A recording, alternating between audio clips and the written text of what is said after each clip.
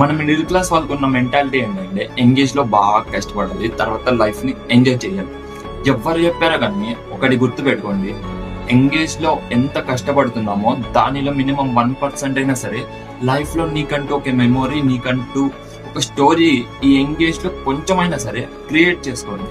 మళ్ళీ నువ్వు లైఫ్ లో ఏమనుకుంటావు అంటే ఈ స్టేజ్ దాటేసిన తర్వాత అర్రే ఎంగేజ్ లో బాగా కష్టపడ్డాను, మినిమం నాకంటూ కొంచెం హ్యాపీనెస్ కూడా లేదని ఆ టైంకి నువ్వు రిగ్రెట్ గా ఫీల్ అవ్వకుండా ఉండాలంటే ఈ ఎంగేజ్ లో కొంచెమైనా సరే నీకంటూ కొంచెం టైం కేటాయించుకొని మీకంటూ కొంచెం హ్యాపీ లైఫ్ ని లీడ్ చేయండి.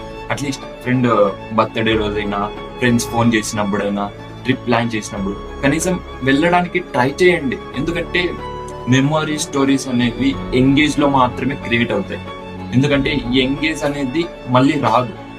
సో ఐ హోప్ అండర్స్టాండ్ ఏం చెప్పానో మీకు అర్థమైంది అనుకుంటున్నాను.